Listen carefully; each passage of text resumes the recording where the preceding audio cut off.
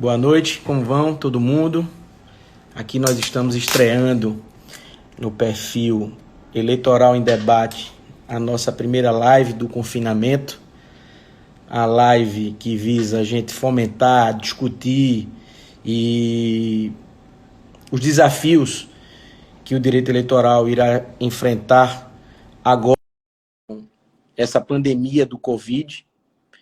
E hoje nós teremos como nosso grande colaborador o Guilherme Gonçalves, advogado paranaense, especialista em direito eleitoral, já experimentado em várias eleições, ex-presidente do IPRAD, um dos grandes coordenadores do maior congresso de direito eleitoral do Brasil, agora da sua casa com barulho de cachorro. Boa noite, Guilherme.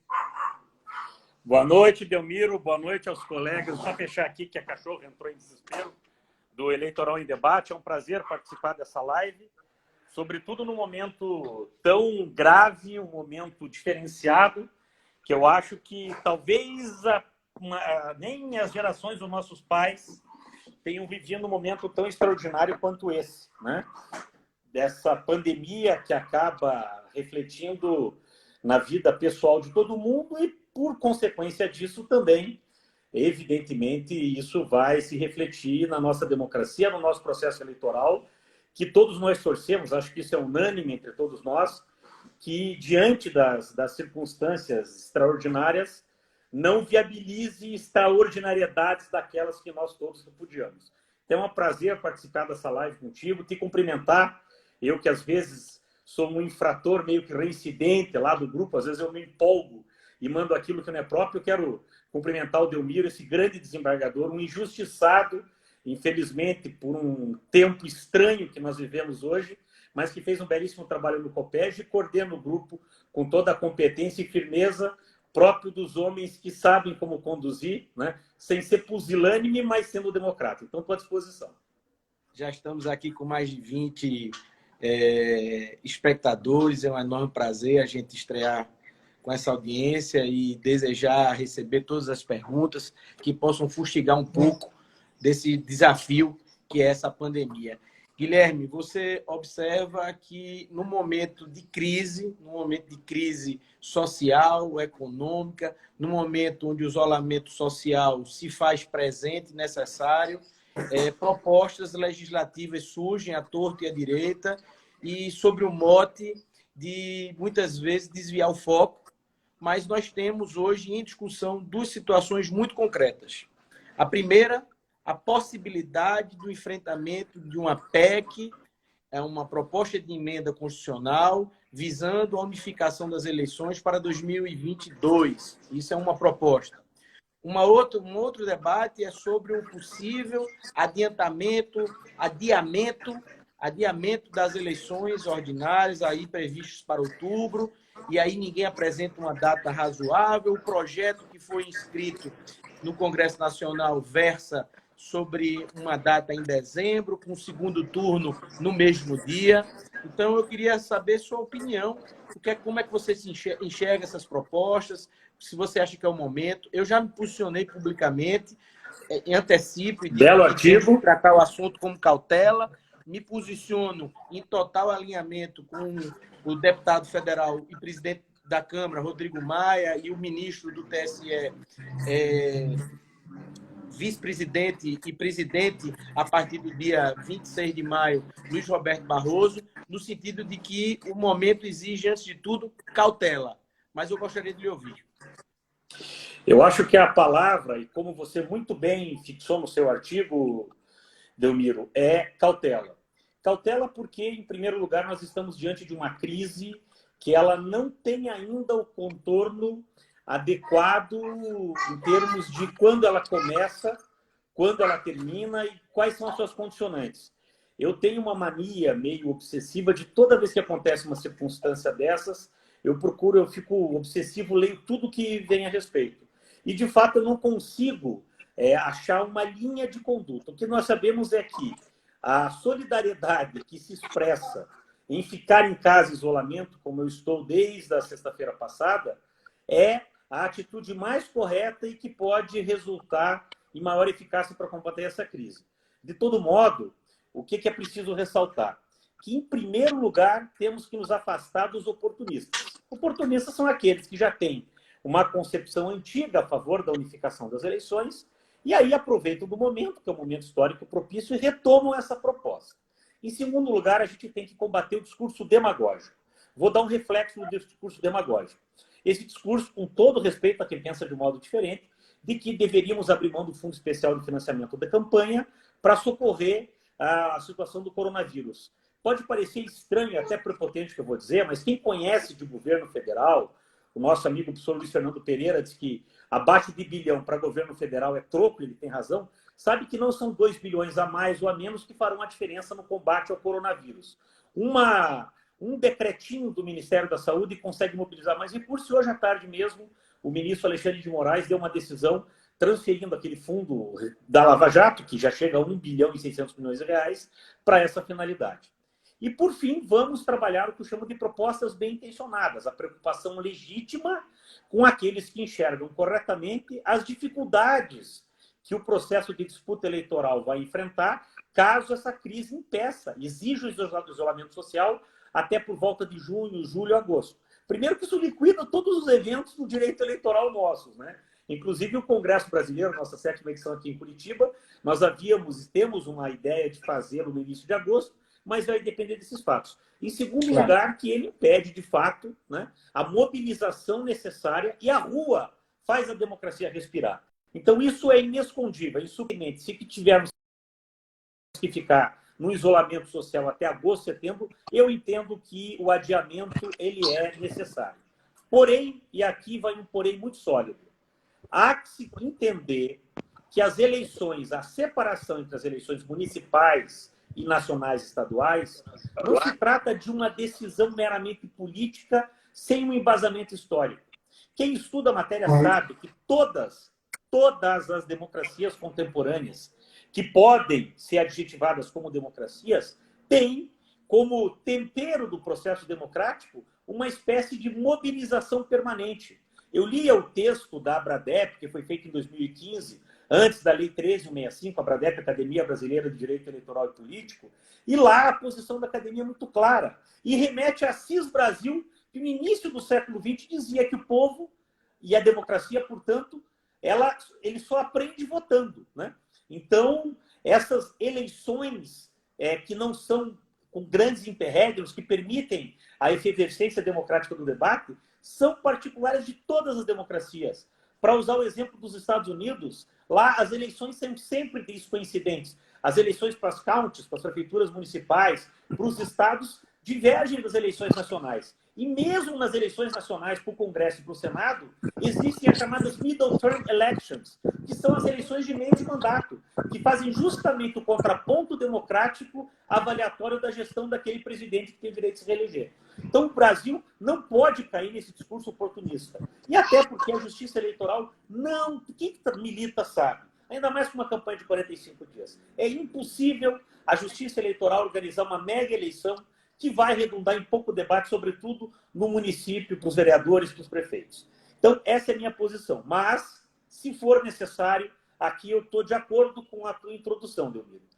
Estou de acordo com o presidente da Câmara, Rodrigo Maia, com o ministro Luiz Roberto Barroso. Isso tem que ser objeto de uma discussão madura. Se houver o adiamento, ele não for meramente... Se houver uma modificação, se não for adiamento, eu sinceramente entendo que, ainda que esteja fixado em lei, devido à excepcionalidade da medida, pode-se aprovar uma emenda constitucional como essas que foram aprovadas recentemente, ou uma votação no Congresso para adiar. Mas prorrogar mandatos, aí eu sou radicalmente contra. E com muita liberdade. Hoje, eu tenho aqui no estado do Paraná, talvez mais da metade dos meus hipotéticos e potenciais clientes são prefeitos no exercício do mandato.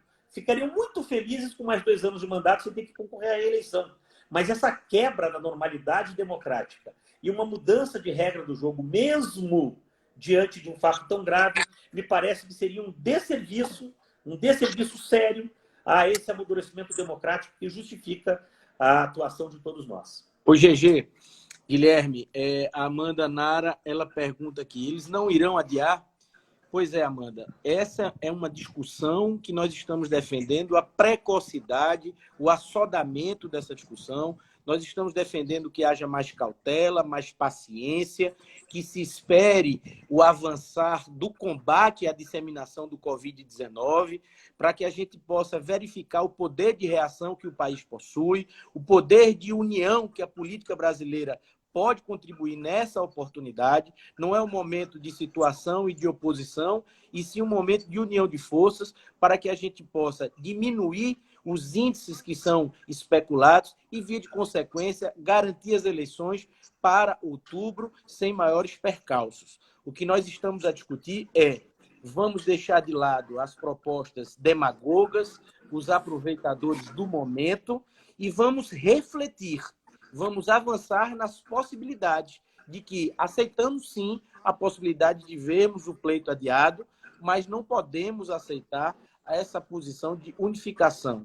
É isso uma defesa intransigente que a comunidade jurídica, acadêmica, que os devotos, digamos assim, do direito eleitoral devem abraçar no sentido de combater a proposição de unificação das eleições para 2022 como reconhecimento de um atentado à nossa jovem democracia. GG, pega a palavra aí que eu vou ler aqui as perguntas para a gente poder avançar com as perguntas. Ok, eu vi várias perguntas aqui perguntando se o adiamento vai ou não vai existir, qual seria o tempo oportuno. Eu entendo, e o André Mota, meu grande amigo, me pergunta isso, vários repetem essa pergunta. Eu estou alinhado com o ministro Barroso. Antes de termos uma previsibilidade mínima do desenrolar da crise do coronavírus e seus reflexos não só para o calendário eleitoral, mas, sobretudo, para a situação do Estado brasileiro e da economia, me parece que é muito precipitado tomar alguma defesa neste momento. Eu sugiro, e vou sugerir isso, inclusive, nos grupos de trabalho que estão se formando para debater este relevantíssimo assunto, que essa discussão fique para o final de abril, quando, segundo o que tem revelado, e já fiz elogio publicamente, esse extraordinário ministro da Saúde, Luiz Henrique Mandetta, todos sabem da minha posição, eu sou oposição ao atual governo, mas eu reconheço nesse ministro uma fleuma, um preparo, uma competência, uma capacidade de comunicação raras em governo, sobretudo no atual. E acho que temos que ser unificados com o posicionamento do ministro Mandetta. Antes do final de abril, qualquer tipo de antecipação, ela é precipitada. E é por isso, dentro deste consenso técnico, que eu acho absolutamente inoportunas essas propostas que, não só as que propõem o adiamento, aí talvez se tenha uma razoabilidade ainda que precipitada, ainda que precoce. Mas essas propostas que aproveitam esse momento e já propõem, tentam ressuscitar a pauta que foi vencida no Congresso por ocasião da votação da última mini-reforma da lei, última mini-reforma relevante, já tiveram 3 outras vezes depois dessa, da 1365 de 2015, essa proposta de reunificação, isso eu acho um oportunismo que tem que ser repudiado, porque reflete uma absoluta falta de respeito com o momento que vivemos e um descompromisso com uma estrutura democrática constitucional que tem na alternância, como muito bem disse o ministro Barroso, que tem na temporalidade das eleições, na frequência e no segmento das eleições, uma das suas bases principiológicas mais essenciais.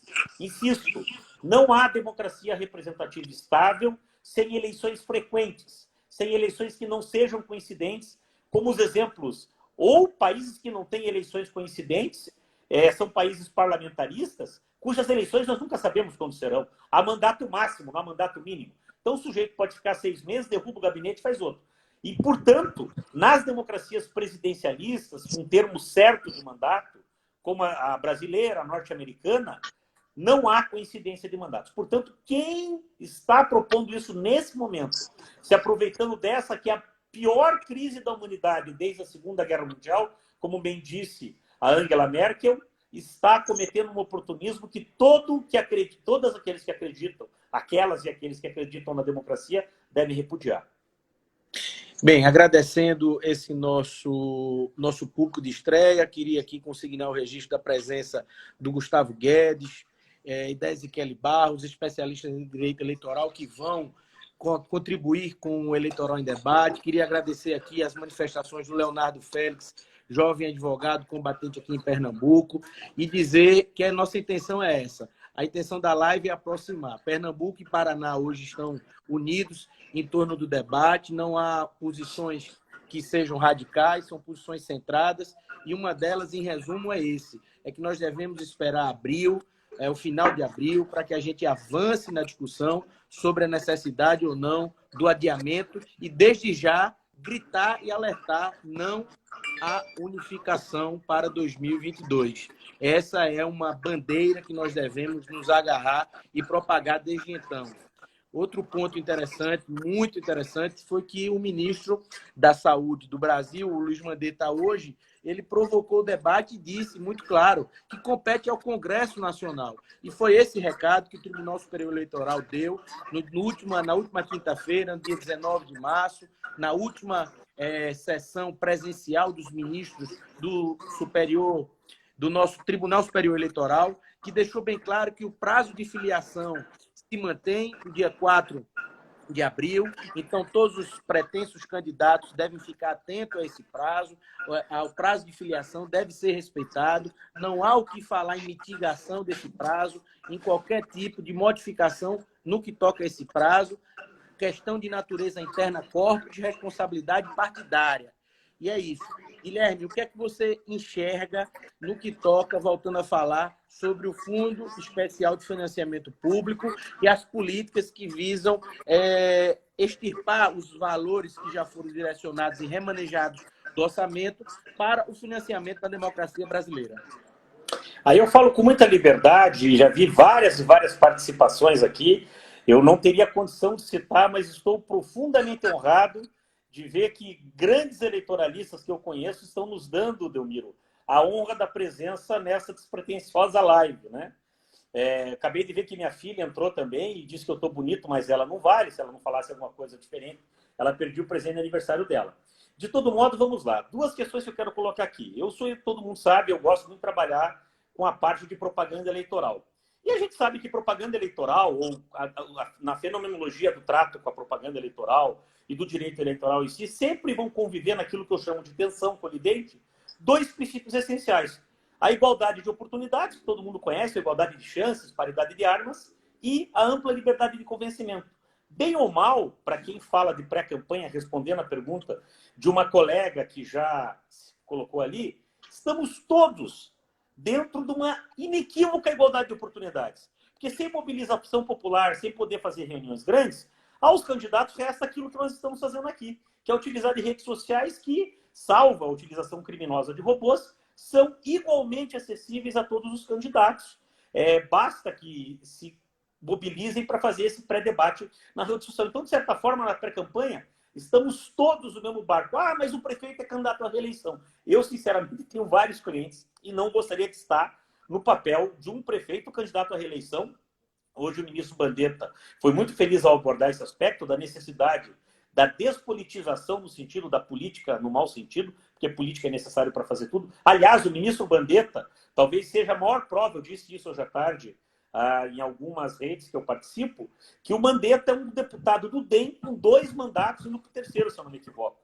A equipe dele no Ministério tem uma parte técnica e uma parte política. Um grande ex-deputado aqui do Paraná faz parte da equipe dele. E ele aprova que um bom técnico pode ser um bom político, ou que um bom político pode ser um bom técnico. Mas, voltando à essência, na pré-campanha estamos todos equalizados. O que ter-se-ia?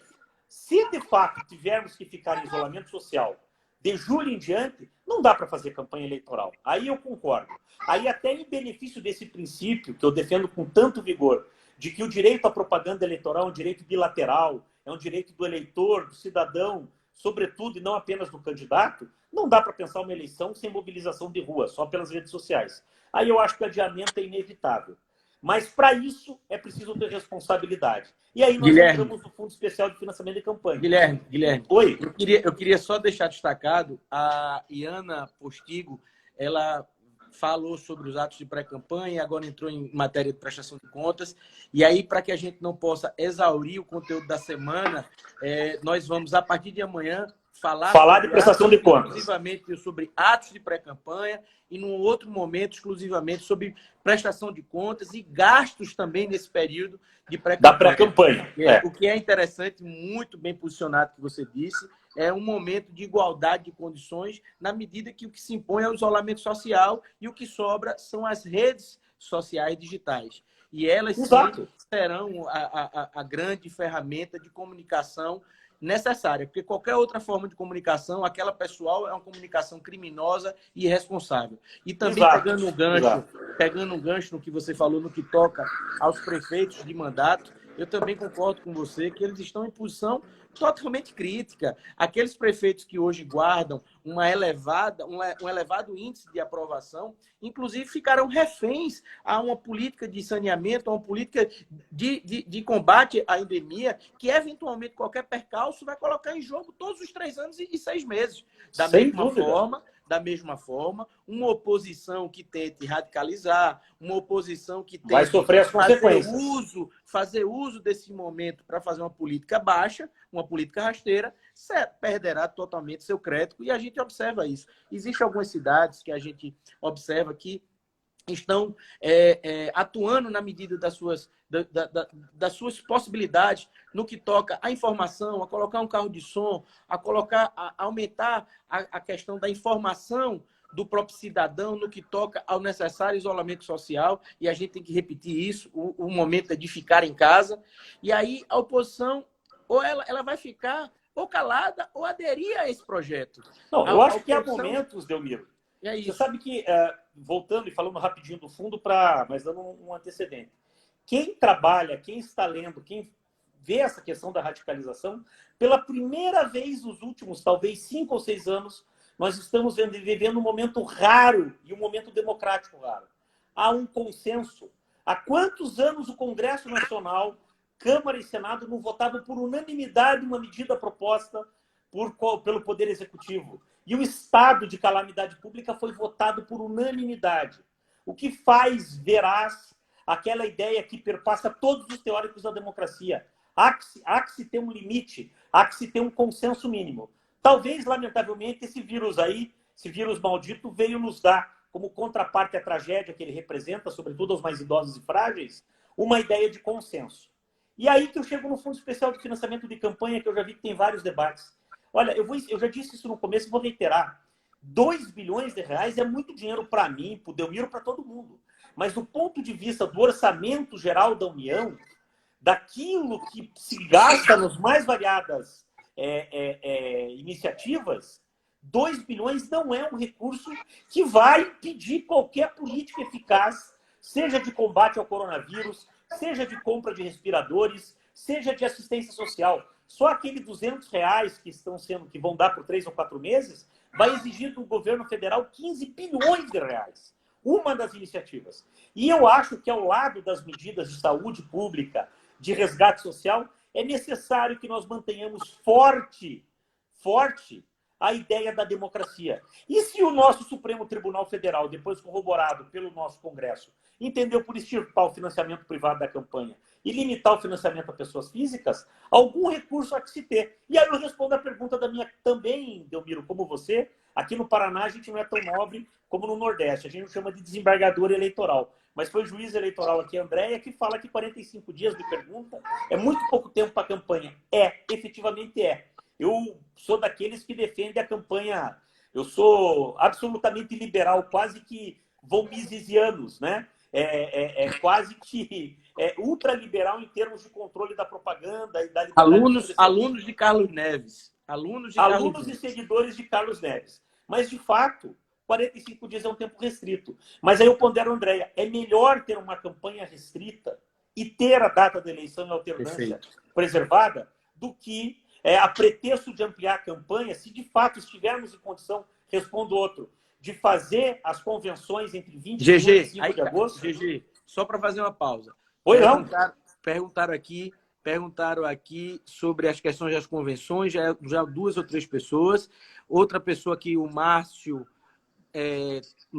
A.T. Braga, pergunta sobre a questão das condutas vedadas. Eu quero só pontuar aqui como moderador do debate para dizer o seguinte: Conduta vedada, vamos fazer uma live exclusiva sobre conduta vedada.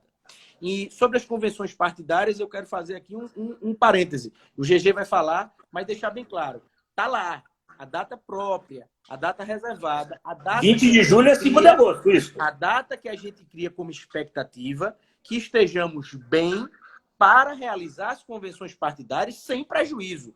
A gente não vai tergiversar, a gente não vai se limitar ao período de propaganda eleitoral. Por isso que nós estamos utilizando o prazo de 30 de abril para que a gente tenha uma análise mais apurada no que toca a avançar numa proposta alternativa de adiamento das eleições. O que nós defendemos de logo e de pronto é não a unificação. Acho que esse seu alerta, Delmiro, é muito correto.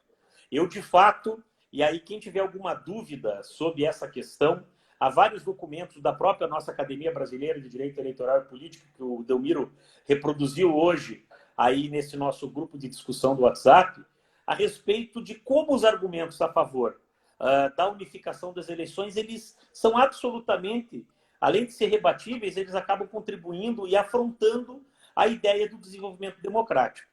Mas eu reitero, 30 de abril é o prazo. E eu torço muito para que no final de junho, início de julho, nós saiamos dessa necessidade de isolamento social, porque teríamos a absoluta normalidade, né? Dá tempo da economia se recuperar, mas eu sou otimista. Eu, apesar de ter uma visão que hoje chamariam mais esquerda, eu sou um admirador da obra de um escritor chamado Joseph Schumpeter, que aponta que a principal característica do capitalismo é resiliência. Ele se reinventa.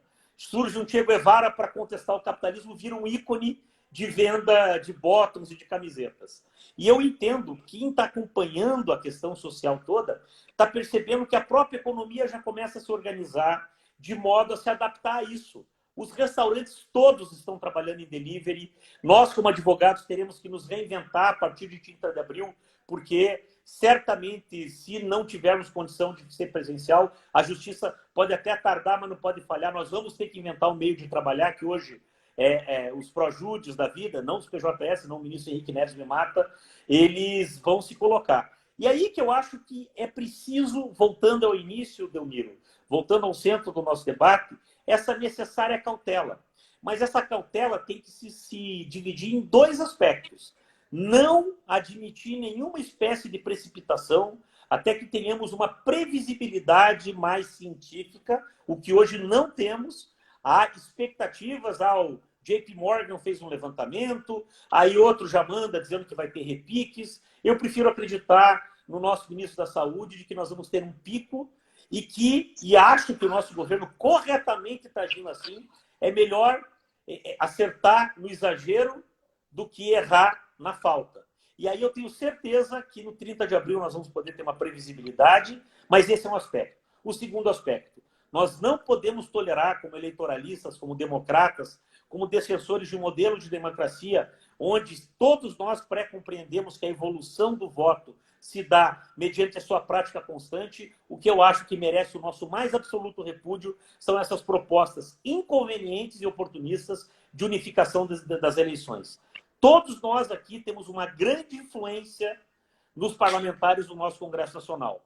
A grande parte deles são nossos clientes. Eu acho que nós temos que compreender essa nossa força e sermos contundentes nesse momento. Nada de precipitação e sem essa pauta de unificação das eleições. E, sobretudo, não vamos permitir esse discurso também que eu considero antidemocrático e reprodutor da demonização da política, que fundo eleitoral pode ser dado, que não precisa.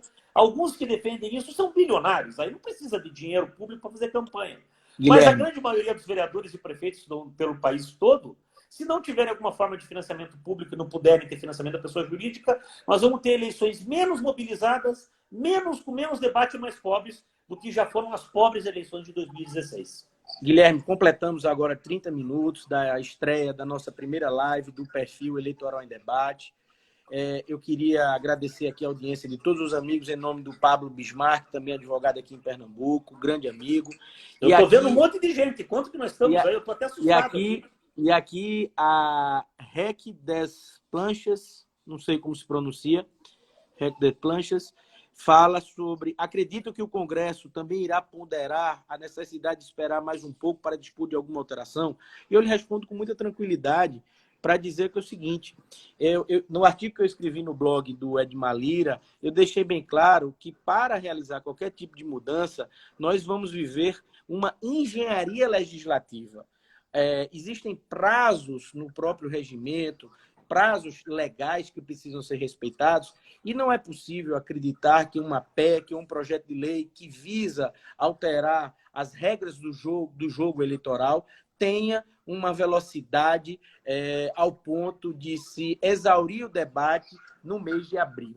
A gente não tem, ninguém tem a expectativa de ver o Congresso legislando essa matéria em tamanha velocidade, num momento que audiências públicas, ainda que virtuais, são por demais necessárias, consulta à sociedade civil, a todas as instituições, associações, a Ordem dos Advogados do Brasil, precisa se manifestar efetivamente sobre esse ponto. É um ponto que ainda a Ordem não se manifestou, mas eu tenho a expectativa que o Felipe Santa Cruz ele vá se manifestar dentro em breve. Componham a Comissão Nacional de Direito Eleitoral do Conselho Federal da OAB e as discussões no âmbito da comissão já se iniciaram. E o que eu tenho a dizer a vocês hoje é muito obrigado.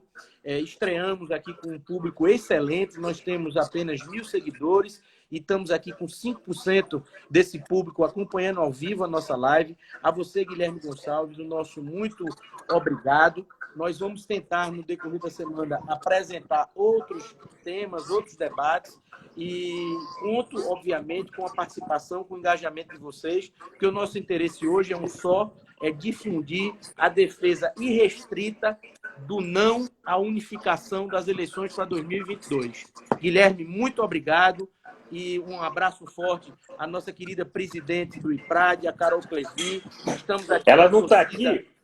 Deixa eu me despedir aqui, Danilo, para você fechar. Eu quero primeiro justificar que eu estou usando o Instagram dela. Aliás, se você está vendo o Instagram da minha esposa, da Carolina Cleve, eu sou integralmente responsável por tudo que eu disse aqui, tá? E ela não tem nada a ver com isso. Eu estou organizando o meu Instagram.